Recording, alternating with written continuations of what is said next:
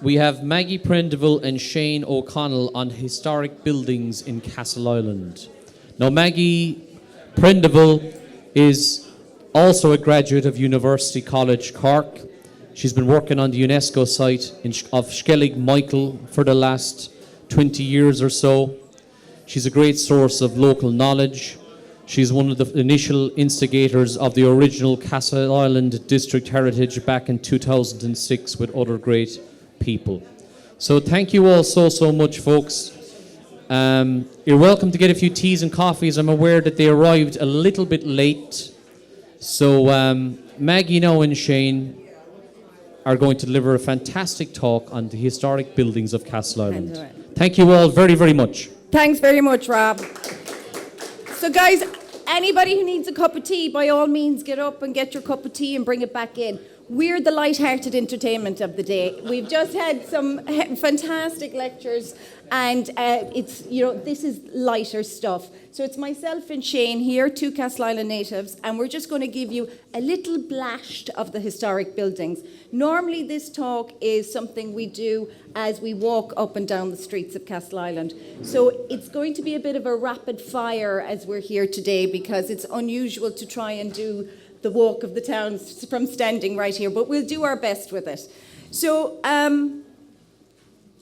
just popped up a little early map there. It was fantastic to see from that lecture we just had of the new maps of Castleisland town. They are one of the most exciting things to see, because myself and Shane today, what we're really doing is we're collating a whole host of work by the people who came before us, who had an interest in this town. From photographs to maps, we have a wealth of people who cared, and we're kind of showing off their work today. People like Father Kieran O'Shea, the Master, Devan's Calendars, Timothy Murphy, Mike Kenny. It's a host of people who's collected to see what we get to share today. And it'll be absolutely fantastic to have those new maps that we just saw of the earlier part of the town. We'll make do with what we have to date. So we just saw in our last lecture a very in-depth talk about the Herberts and the Signory of Castleisland, but I just want to briefly kind of point out what the 1600s were like. Castleisland was granted a charter in 1601, and this meant they could trade effectively. And of course, we had the 1640s where there was rebellion, and the town itself, we went down there for a second, was much destroyed from that 1640s rebellion, to the point where the Herberts actually didn't receive much revenue from the place, or none at all, until roughly around 1655, because the rebellion caused great destruction of man and beast by sword and by pestilence in Castleisland, and a massive famine followed that, to the extent that Herbert ended up actually having to send people over 150 people he sent over at that time with stock and goods to help out. And there was one particular man, Andrew Ellis. He arrived with over 200 beasts, 1,000 sheep, 20 breeding mares, and other goods. So it was a rough time, the 1600s. We know from a census from 1655 that the island town population was pretty small. It was 45 people. 9 of those were English, 36 of those were Irish. We also know that in 1670-71, it was a particularly severe winter that stage, and many people suffered from smallpox and fever. But by 1686, we're starting to see the development of some sort of a market town. So we hear descriptions of the Protestant Church of St. Stephen's, of course, the new mansion for Lord Herbert to the west of the town, and at least 16 townhouses were occupied by that stage by planters. Most of the Irish, of course, lived in mud-walled cottages and cabins at the time. But there was a market every Thursday, and there was 2 fairs a year, one on the 20th of June and another on the 20th of September. And the Catholic population at the time was roughly around 700 people. And the first mention of our first historic building we're going to talk about, I'll just pop something on. That's a nice 1690 map by John Baptiste Nolan there. And it's just interesting to know Castleisland was just called the island in that particular map.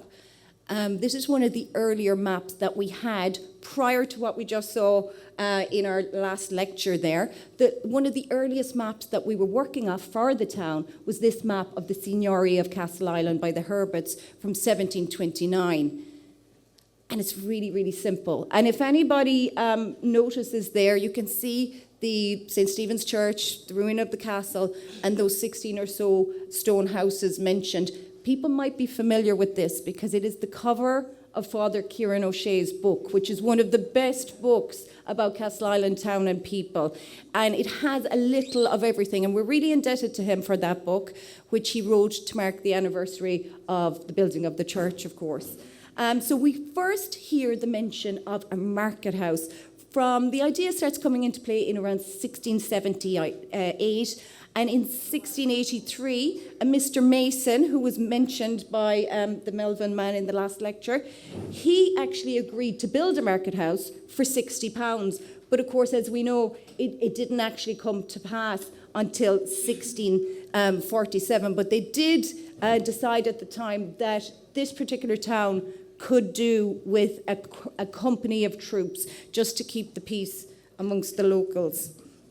Now, that's, a speedy trip through the 1600s, to say the least. It was in much more depth there, as we saw earlier.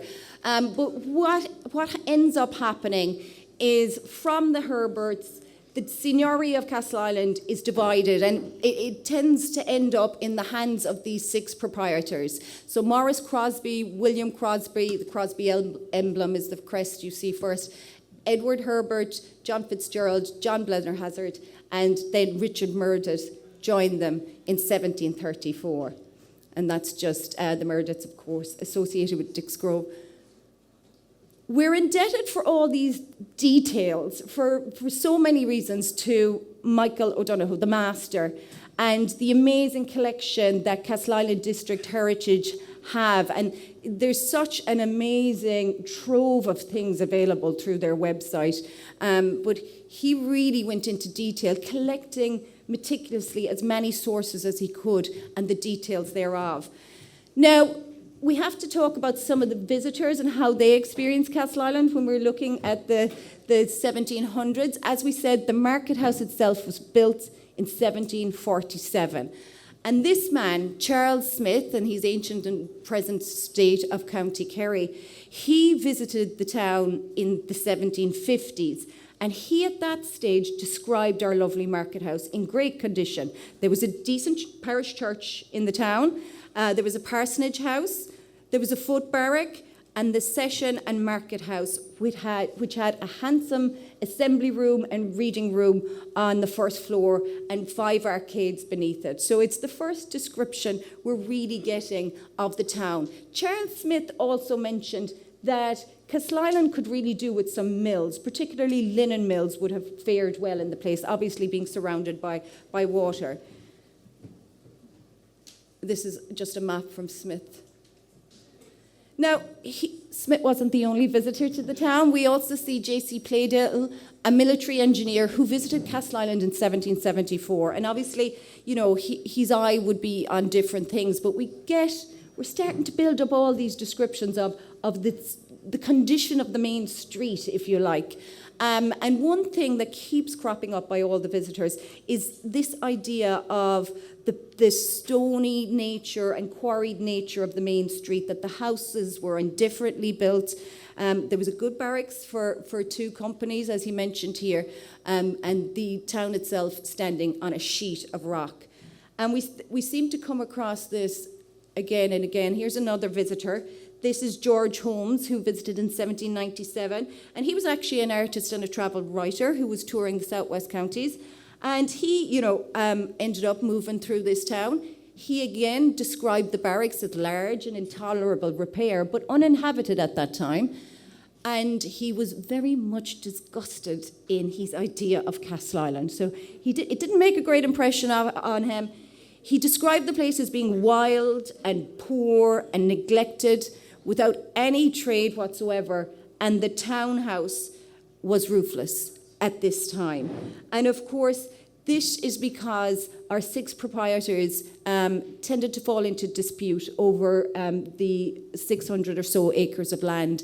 And really, once that happened, we see the town almost dipping a small bit. Now, you might notice George Holmes visited in 1797. Of course, it was the year before the 1798. But this is, of course, J.K. O'Connor's here. I want to mention next, this is a lovely picture of the earlier building. And this is pre-1914 when it was done up by J.K. O'Connor's. But you can see the arcades.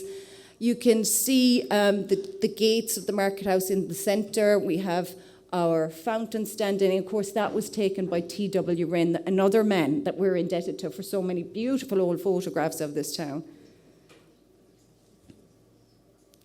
I just wanted to mention this man here because he was William Carr, an English barrister and travel writer, and he visited Castleisland in 1805. And again, he remarked on there being only a shell of a market house remaining, and he also attributed this fall from grace to the dispute amongst the proprietors.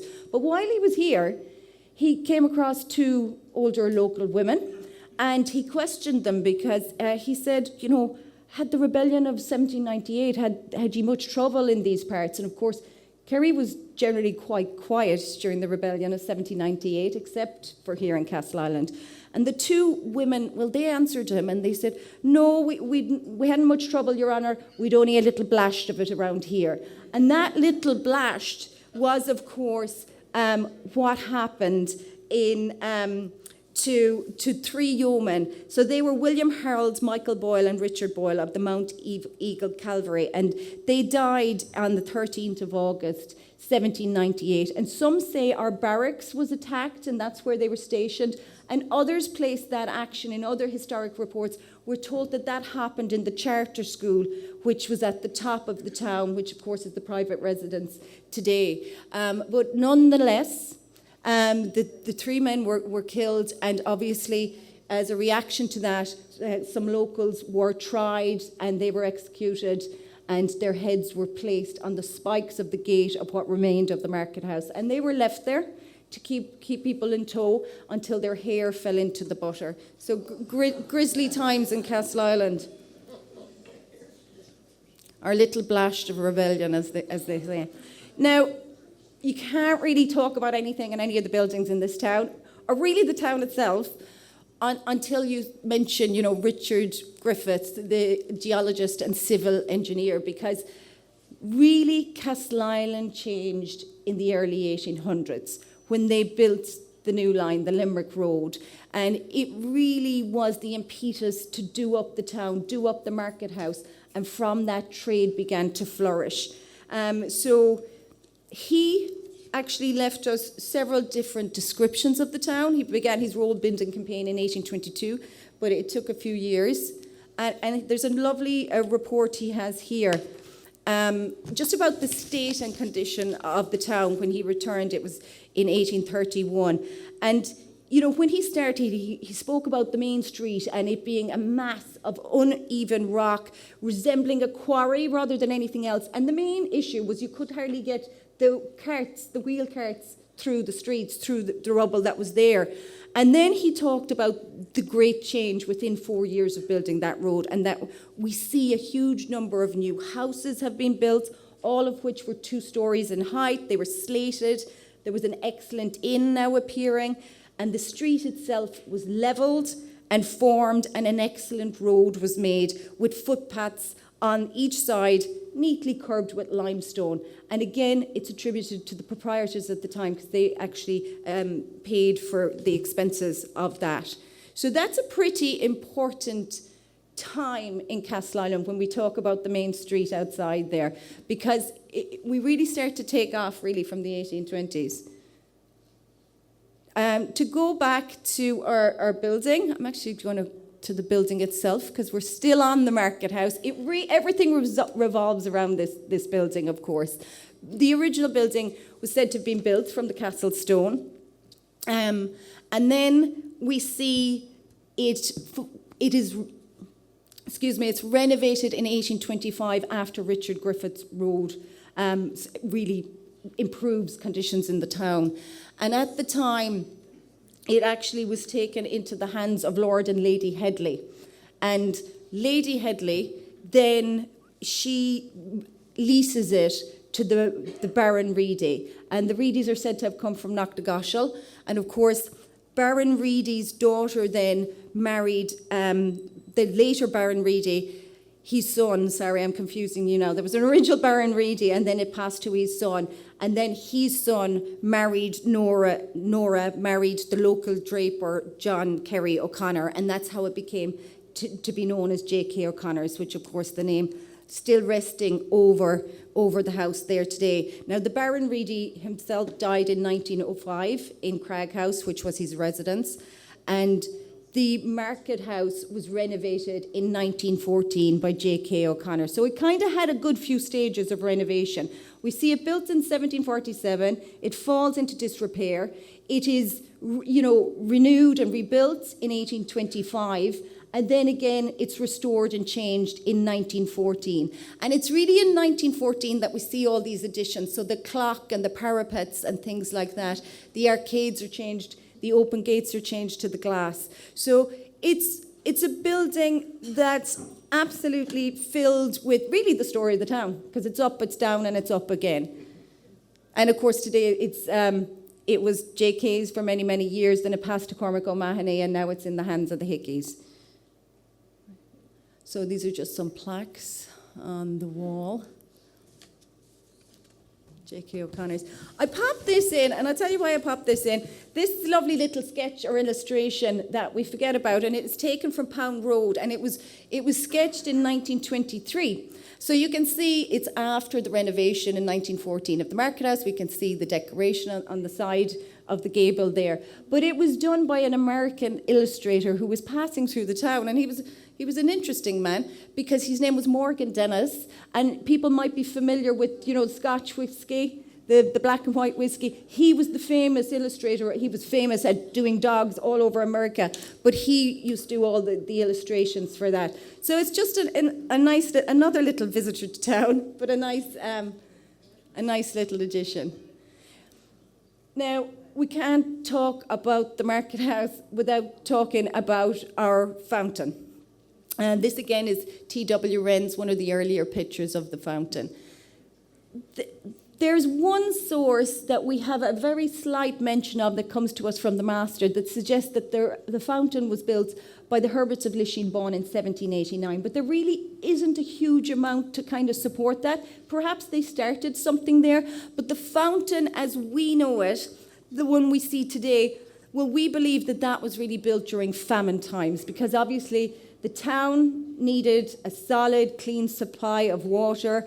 Population was under pressure for all kinds of reasons at this time. And also we see the correspondence over and back between two individuals with regard to it. There was a Malcolmson who was in Tralee and a Mr. Mansell here in Castleisland. And Mr. Malcolmson was basically complaining that Mr. Mansell in Castleisland had taken on his project and took over it, and it was actually the other fellow's project. But nonetheless, we know it was being built, certainly during famine times, and it supplied a clean supply of water to the town. Now, it's also been the centre of so much in this town for so long. As we moved through the 1900s, the town crier, Mikey Conway, he would give the news from the fountain and ring his bell down there.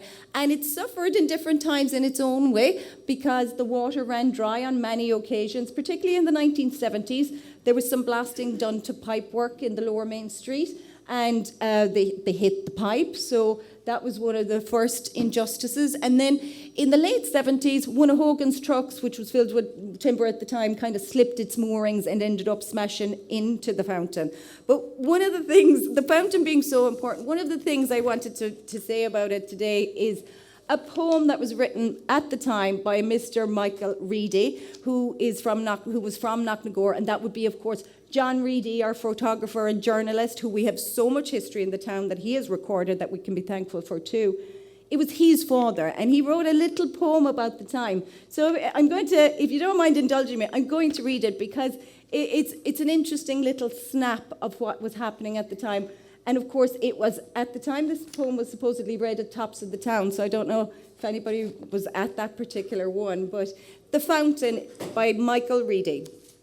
In Castleisland's Market Square, there stands a landmark rich and rare, its beauty far beyond compare, our own beloved fountain. It stands a sentinel of old, it's ever-flowing, sweet and cold. In summer days, its liquid gold, the water of the fountain. A place where posters were displayed, a stand for signposts it was made, and every horse that ever strayed was anchored to the fountain. But many's the romantic tale of boy and girl with jug and pail, who were to join at altar's rail through meeting at the fountain. And so it served, a willing slave, ignored except for what it gave. But all began to rant and rave the day they lost the fountain. Some men of wisdom paid their rounds. The council uttered dreadful sounds. They said, "'Twill take a fortune now to rectify our fountain." But island men were not outdone, though many feared 'twill be no fun. A braver few explored the run that used to feed the fountain. And just like Moses with his rod, we thought of him, inspired by God, and prayed that he might only nod and so restore the fountain. Yes, miracles can happen still. There's always way where there is will. For swiftly water, pure and chill, came gushing from the fountain. To all concerned, thanks and praise to Tom and Jim, the men who raised to glory of its former days our own beloved fountain. So,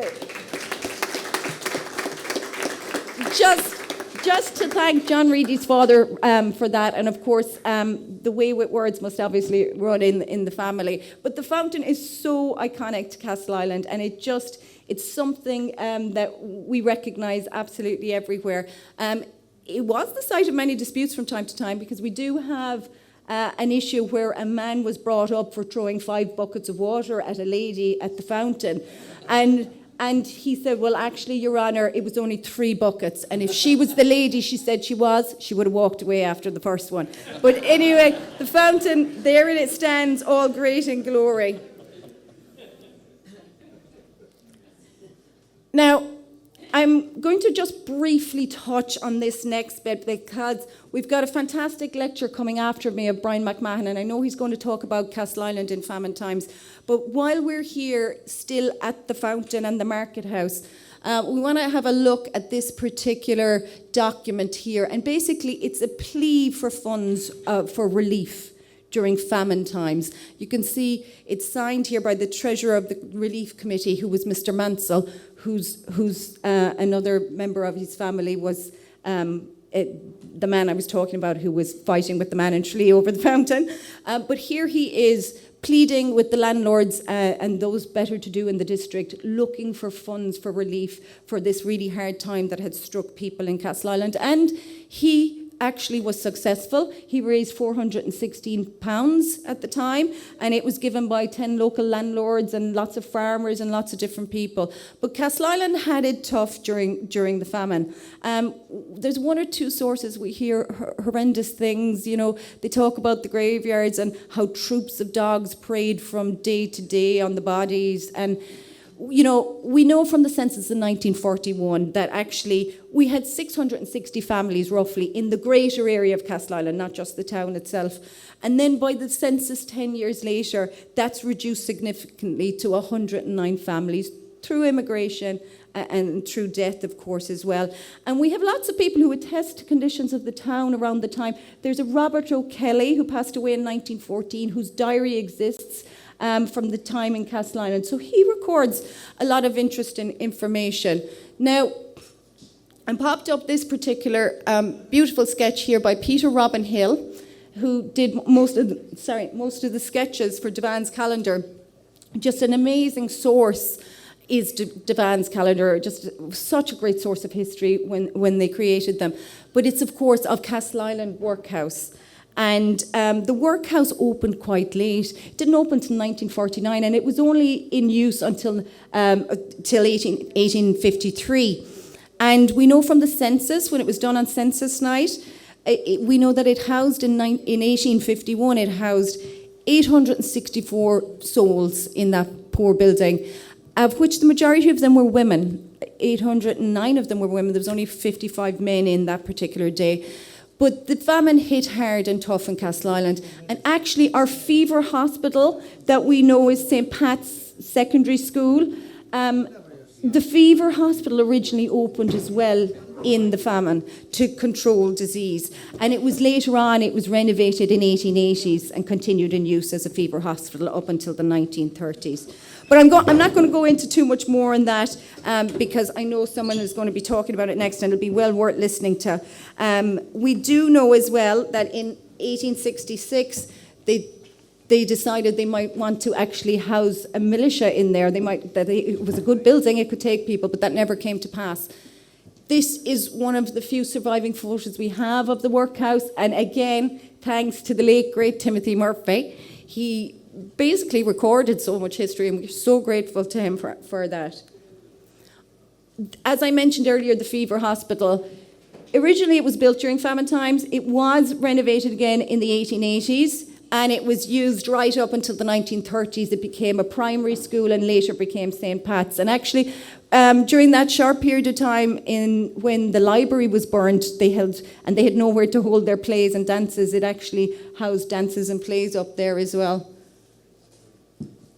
This is just, they were looking for a master for the workhouse in Castleisland. And sadly, this is just a little piece of information about a young woman. They didn't always die of starvation. This woman fell into the stirabout boiler in Castleisland workhouse and was severely scalded and since died of her effects. Now, we're moving on in time because, 100 years later, we want to have a look at what the town looked like. And I can thank Gina McElligott, who's here somewhere, for these pictures. They're from her aunt, Kathleen Kelleher. And this is 1940s in Castleisland. So during the emergency, it was developed on the 1st of September. And it's a fancy dress parade. And this is Terence O'Connor from Brosna portraying Lord Haw in his tux. And it's a lovely look back at the fun of the town as well. And we're grateful to Kathleen Keller for many pictures, but this is another one. It was taken in 1942, and it's turf going to Castleisland Railway. And as we know, John Reedy will talk about the railway later that opened in 1875. But you can see the carts and the horses all the way down the town. What I like about it as well is we're seeing one or two other buildings in this picture. It's probably a bit better. If you look in the background, this isn't a pointer by any chance. If you look in the background anyway, you'll notice Toomey's House of Progress. We see McElligott's. And just up another part, we see Prendiville's or Morrisheen Simon's, which is one building. It's Chicken Club today. I think it's Chicken Club that's in there today. And it's one of those buildings I always like to point out. It's 95 to 97 Main Street, Castleisland, but it was founded by Thomas S. Prendiville. He was born in Cragg in 1847, and his son Morris took the business over. And basically, they were general merchants and exporters of butter and eggs and things like that. They were also auctioneers. You could buy your ticket for your Cunard liner in here as well. But they were a really prominent business. And certainly before Christmas, they were huge exporters of turkeys. And they supplied Sainsbury's, the brand we still know today. But they would send 15,000 turkeys in the 3 weeks before Christmas. So they employed quite a lot of people because it took 4 men to kill those and it took 40 to pluck them. So that's just one of the nicer buildings of the town. And also, I just want to talk about its plaster work later on because there's some lovely plaster work on that particular buildings. Also, I have it by Mike Kenny always said that they were the first to buy a Bedford truck from a Hearn's garage, the Prendivilles. Now, just below it here, you're wondering what we're looking at. We're looking at Centra and Walsh Electrical here. Of course, the workhouse, if you go down the lane, was located at the back of this building. Now, I'm just going to quickly talk about what Centra was. Of course, originally it was known as the Brandon Arms Hotel. And the Brandon Arms Hotel, an earlier building in this town, we know that it would have served to house people like Daniel O'Connell, when he came to town, would have stayed here. Not only did Daniel O'Connell stay in the town, he also spent time in the Brandon Arms Hotel. And we know again from Robert O'Kelly's diary, that man who would have recorded different things that happened in Castleisland in the 1800s. He remembers seeing Daniel O'Connell speak, and he remembers his repeal cap in his hand. And it's very likely it was in 1843 he spoke at the Brandon Arms Hotel. He was back, of course, in 1845, and later on it was down at the Crown he stayed.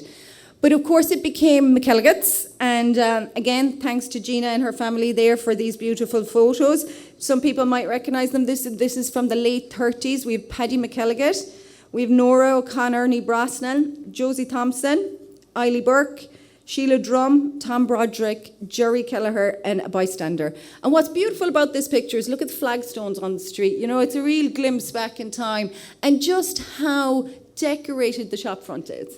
And how, you know, if you had wares to sell, you would literally paint it on to the front of the building. And of course, this is a very ornate fascia by McElligot's here. But there would be different versions of this all along and down the town.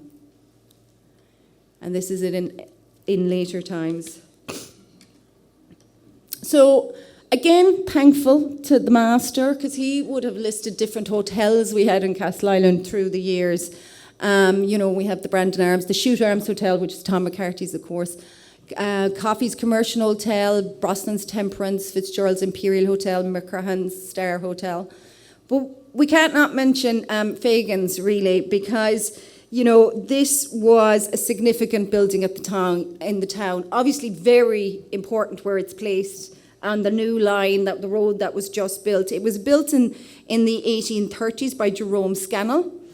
And basically, his daughter Julia married a Morris Hartnett, and he subsequently ended up managing the premises. So in 1901, he was the proprietor in that stage. But it had a function room and a commercial room, and it saw a lot of history in Castleisland, and I suppose it saw a lot of atrocities in Castleisland because it was occupied by the Black and Tans as well. And one of the sadder parts of it is, of course, there's a plaque on the side of the building, and that's to the shooting of Jeremiah O'Leary on May 29th, 1923. It's just at the Imperial Hotel, Castleisland. Of course, we can't talk about the hotels in Castleisland, not talk about the Crown, the famous Crown. It's beautiful to still have its facade looking so similar. This earlier picture on the right is from 1914, from an Irish Volunteers movement, for a speech from the balcony there. Again, thanks to T.W. Wren for spotting that. And what's nice about that picture on the left is you can see Gerrandy O'Sullivan's there as well, and that was an eating house.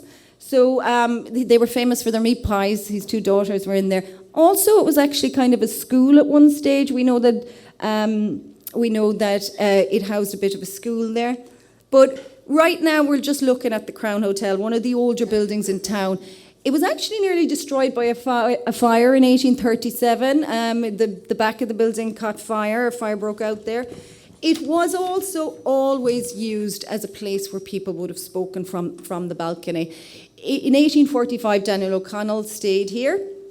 In 1887, the proprietor was a Mr. Murphy, and you know he was persecuted for putting a banner on the balcony that said "God Save Ireland," and he was fined for that. And then in later years, it went and became Knight's Hotel, and it was in the hands of the Knight family. And of course, it's still in use today. And actually, ironically, both of those, that little snapshot of town is still very similar today, because Gerrandy's is of course the country market, which is still an eating house. So it's nice to see when that happens. And that's Ava Jones today. This was just talking about Mr. Murphy being fined £2 for putting his God Save Ireland banner on the Crown. Another old picture of Castleisland Main Street. I'm moving across the road now to Tom McCarthy's. Tom McCarthy's was known as the Shoot Arms Hotel, and it was associated with the Bongalimi family, which is, you know, not exactly a native name to Castleisland. So actually, John Bongalimi, he made a big fortune in Ballarat in Australia in the goldfields, and He was a native of Switzerland himself. He married a Castleisland woman by the name of Margaret Horan in 1869. They were recorded as being married in New Zealand in the Great North Lead Hotel, which was owned by John Bongalimi at the time. And for whatever reason, and likely Margaret Horan was homesick, she wanted to come back. They sold their hotel and they returned to Castleisland. And on his return, he built, using Castle Stone, the Shoot Arms Hotel. And if anybody's been into Tom's recently, you know, Tom McCarthy would show you that he's found the hinge joint of one of the Castle Stones. And later on in time, when he was taking down the plaster for the kitchen, he came across an OG-headed window. Again, it was in reuse from Castle Stone. So it definitely was built from the Castle Stone.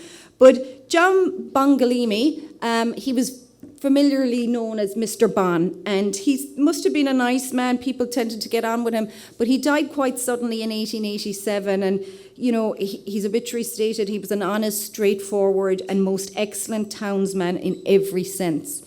And his wife then applied for the license and continued the business and continued in use up until 1915, but they didn't have any children. So from then, that particular building then moved to her niece, Mary Julia Nolan, and Mary Julia had it up until 1952 when it passed into the hands of the McCarthy family. And they opened Tom McCarthy's bar, incidentally, on the same day that they opened the Desmond's football pitch. But there's a nice picture there of Mary Julia Nolan standing outside the Shoot Arms Hotel. And actually, you can't make it out from this, but there is a little bone setter advertisement on the window, and it was for a Dan Lane from Kishcame for bones that you could also go in for your pint. But he would obviously visit every so often, and there was a bone setter in the back of that one too. Now, I mentioned earlier Marshy and Simons, that's the building there, Slice of Life and Chicken Club. But the reason I'm popping it up here is just to pinpoint people's eyes on the plasterwork. We don't have a huge amount of it. We're not like Listowel, but what we do have is really tasteful. And you can notice the squiggles on the coins of the building here. It's very particular. And it was done by these two men, Cain and Abel O'Mahony. And this is their grave. It's located in the Ivy Leaf. And Cain and Abel O'Mahony, they were plaster workers in the late part of the 1800s. And you can see them in lots of other little snippets still in town. I don't know if you can make out there. This is the stall riser, the bit beneath the window of Sheila Prendiville's bar and grocery. This is actually the private house side. There was another section of this on the far side, but very likely that was destroyed by the council accidentally when they were doing water repairs. But it's quite likely that the other side read Mr. A. O'Mahony. So you can probably make out the Mr. C. O'Mahony clearly there. Can you see it? I'll just Mr. You see the Mr. And then C. O'Mahony. Can you see it? Yeah, it's one of the nicer things. Now, there's things we're passing in town constantly, benchmarks and things like that. And unless it's pointed out to you, you're not going to see it. But it's one of the nicer things I like about the place because it really attests to, you know, these two men, their plasterwork. And there's actually little sniffs of it in other places. But I'll leave it up to you to have a walk around town and see if you can pick it out in other spots in town. So moving on down now, no one can really mention Castleisland until we talk about Wren's. And Wren's was also known as Bailey's Inn. And this is the facade of the building that's since gone.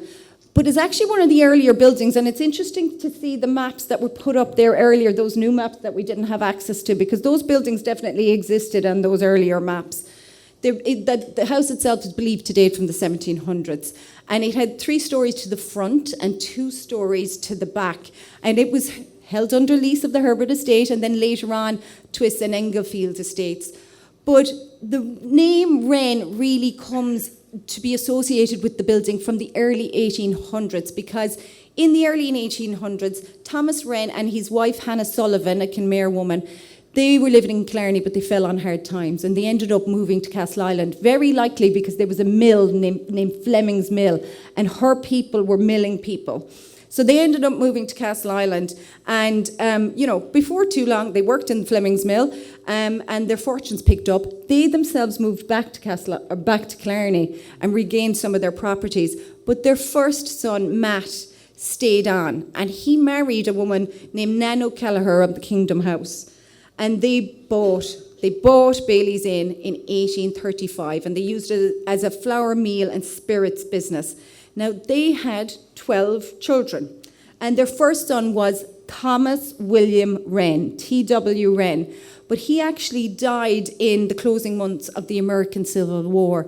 So the next child they have after his death, they named after him again, and he's the T.W. Wren that we're grateful to for all the old photos of Castleisland. It's the second Thomas William Wren in that family.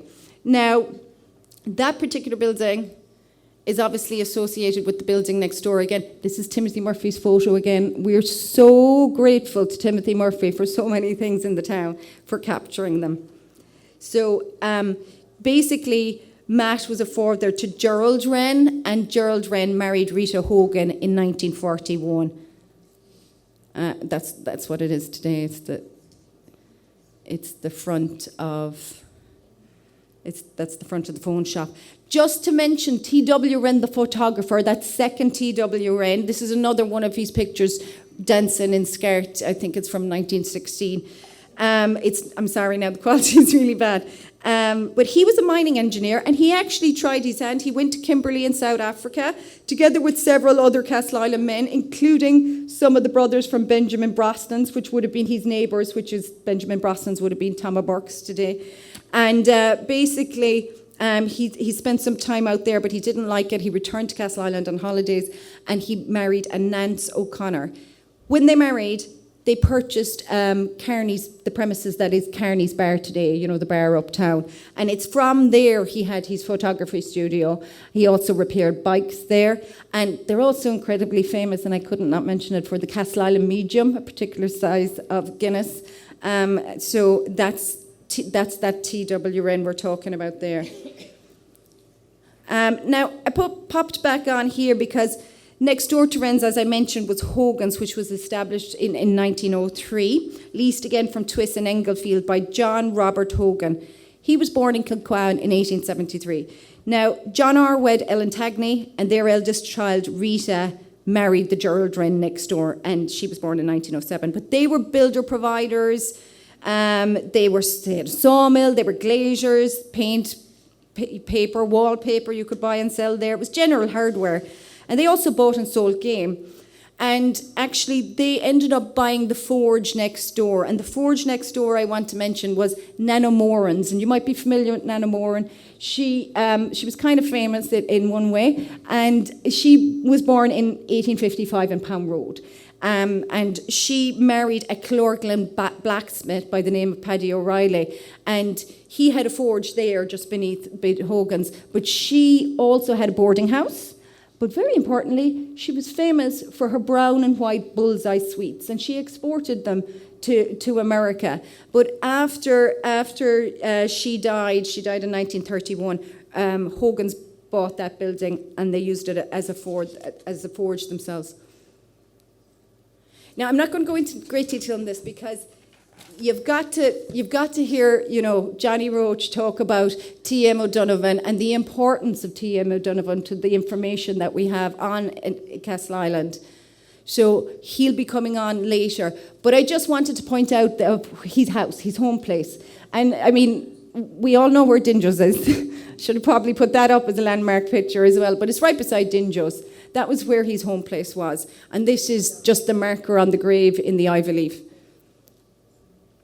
Now, you absolutely can't talk about Castleisland without talking about, well, number one, the Kingdom House, but it's this man really, because he's left a massive legacy, and he was involved with so many buildings in the town and so many businesses in the town. And he, of course, is William Hugh O'Connor of the Kingdom House. He was born in Coolnagera in Castleisland in December 1878 to Hugh William O'Connor and an Ellen Hickey of Mean Leitrim. And he was the eldest of 10 kids. The most of the kids actually emigrated. But he was he must have had a great drive. There was a lot of unrest in Coolnagera in the late 1800s, so his parents actually moved to town. And so he would have been educated by the Presentation Sisters and their fine education here in Castleisland.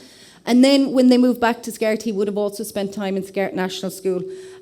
He even spent a little bit of time in the private school, which was housed in the building of Durandys that I was talking about earlier, because there was a man by the name of John O'Loughlin McGuinness there, and he was trying to instruct him to become a civil servant so he could do the civil service exam. So he did spend some time there. He was obviously a very, very clever man. There's a lot on this man's life, and everything that comes out is he was a very hard worker and very clever. He excelled obviously in maths, but also in verse, and I think... I thought I had, there's a little snippet of his poem there, one of the poems he wrote. I love old Ireland, it's every highland, but I love Castleisland far more than all. I love its valleys, its shady alleys, its men who rally at every call. So that's a nice picture of him there as well. So he had a very, very interesting life. He failed to gain entry into the civil service. And in 1899, he decided to go to South Africa. And he joined the Cape Mounted Police in Rhodesia. And about a quarter of them were Irish at the time. Now, he returned various times over and back through the years. But while he was there, he became friends with a Tralee man named Arthur Blennerhassett. And Arthur Blennerhassett had a sister by the name of Julia Blennerhassett.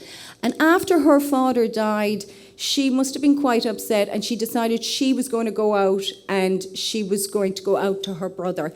And the day she landed off the boat, her brother wasn't available. So as his friend, W.H. went down to meet her off the boat, and that's where he met his wife. So there's some lovely, that's a picture of him there with the greenhouse in the back of the Kingdom House. One of the things they were famous for is they actually managed to grow grapes in Castleisland, which is quite something. And actually, ironically, Joan Walsh, who has it now, is an absolutely amazing gardener as well. So the gardens are still there in the back of the kingdom. But I want to give you a nice picture of the marriage of Julia Blennerhassett and W.H. O'Connor here. And it was quite important because she worked as a nurse for the governor of De Beers, for his mother. He was a Pickering. And she became very friendly with that family. They even visited her when she came back and returned to Castleisland in the Kingdom House. But they were married in the lodge in South Africa. Their first child was born over there, and then they returned to Castleisland. And he moved over and back a few times before he sold all his interest and ended up coming back for good in 1909 when he returned. And there's a picture. They had 12 children. There's a picture of them there. Now, when he returned, he did many things, but he purchased the Fountain Warehouse on Lower Main Street, Castleisland. And as a fluent Irish speaker, his house and business, his name is displayed over the outside in Irish. And again, I won't go into too much detail about that because I know somebody's talking about Constable's story later. And just this building, Kingdom House was burnt that day. 2 RSC men were shot outside the church down in Church Street, and the Kingdom House was one of the buildings that was burnt. And when it was burnt, the family first went to Coolnagera back against the family farm, and then from there to Dublin, applied for compensation to rebuild, came back and reopened the business. And he also is associated with Rhino Mills. This is just an advertisement there for Rhino Feeds. And there was always a mill in Castleisland somewhere around this area in Tongwee, and it was Lord Ventry, whose name was attached to that mill from the 1840s. But he ended up purchasing it, and with the help of a local carpenter, they did a lot of work at James Tagnay and got it back and running and made a very, very successful business out of it. This is Rhino Mills. You can see the old mill wheel. That was still in operation up until 1839, the water mill wheel. They diverted the stream of the river and it brought it right by Rhino Mills. And actually, even today, when you're walking down the banks of the river, you'll notice even the growth of the rushes in that area. Still very marshy, so just have a look at it. But you can see the mill wheel still in the central picture. And that's just another old picture. So this is just after the burning of the Kingdom House. And of course, as I said, that didn't deter them. They came back, they rebuilt, and they continued. And they left a huge legacy. Another building that we have to be thankful to WH for is Carnegie Library. It's the top end of the street, and he basically decided he was going to apply to funds in 1910 to build Carnegie Library, and he was granted those funds. So they started, he thanked the Leeson Marshalls actually supplied the land to build it on, and he thanked them in 1911 when the grant came through. And they employed the architect Rudolph Maximilian Butler. And so we have a slight nod to that Art Deco time if you look just above the windows of the building, ever so slightly. And the contractor was James O'Connor. He started building in 1913. It was built really by 1917, and it began to be used straight away for dance halls, for different meetings. It wasn't, however, used as a library for another few years yet. They kind of ran out of money for the books. So they had to apply again for money for that. But by 1920, there was definitely plenty of life in it, and dances as much as anything else were going on there. Now, what we note in the following year, in 1921, it finally got its supply of books, and it operated as a library for a couple of months. But then, of course, it was burnt on the 15th June in 1921, and it was likely burned by the local forces, who very kindly removed all the books. They weren't going to do that. They took all the books out of it before it was burned, so the Black Hands couldn't get their hands on it. Of course, it's a hugely commanding part of the town, so it was a very, very important building.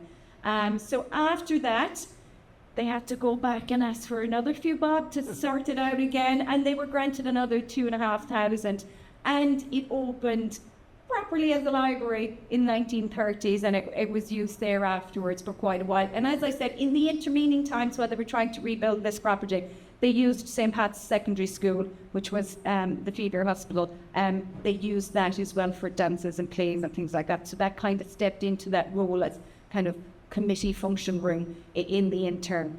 But I'm going to stop talking now because I want Shane to have a few words. But I wanted to bookend the street with the Market House and the library. There's so many more historic places in town. Shane's going to just tip on a few, and we'll come back to her in the end.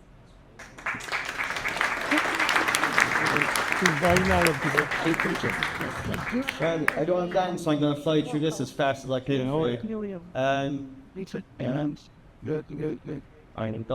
Right, so I'm going to talk about the chapel quarter. Now, the chapel quarter in the modern times, you can't really miss it. It's where the main church is today. Now, the chapel quarter isn't just the main church that's there today, it's also the buildings in and around it. So if you can see the purple highlighted area there, so it's just that bit of an area there. There's a few buildings in it, which would be, of course, the convent, the Presentation Secondary School, the main church, and a couple of outside buildings.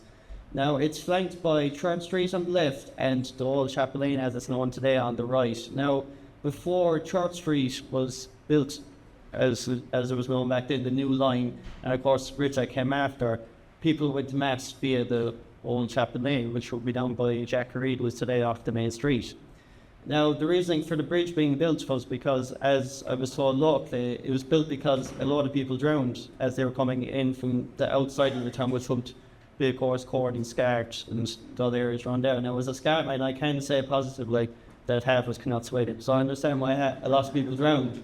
Now, I was told the number is about 30 people, but I can't confirm that. That could be over a few number of years, a few number of centuries. I can't confirm it, so don't take my word for it.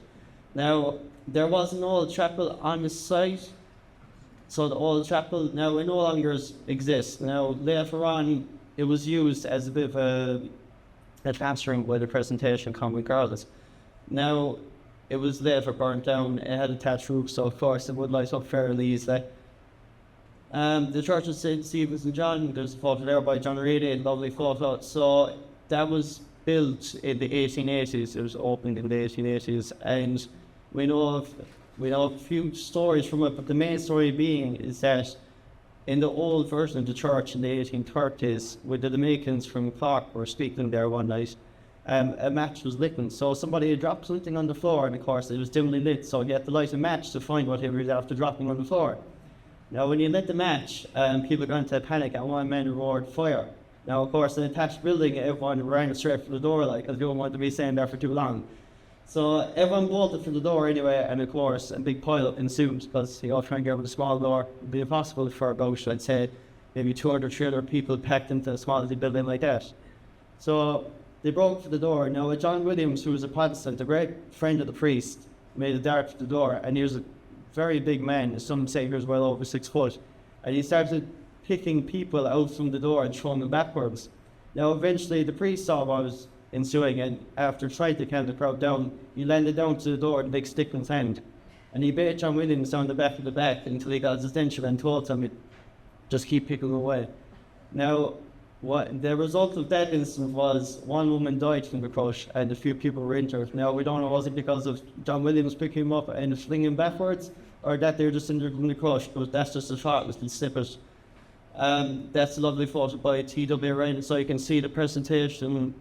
Second school down the left, you can see the church there without the spire. So this is another bit of interesting facts about the church itself.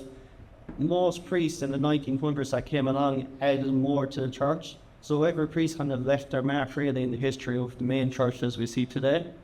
And of course on the convent on the right. So these are the present day sisters. This is the convent in the modern day. It's an empty enough building, but you still have a couple of residents in there. It's a lovely building, to be fair. They kept their own archive up until a couple of years ago when it was sent to its main headquarters, but we do know this anyway. So they keep a record of the town, and now that is a future project that will be undertaken by Castleisland District Heritage, hopefully in the future, to preserve the history of the town. And yeah, that's enough, Kimmer. Thanks very much. Good day.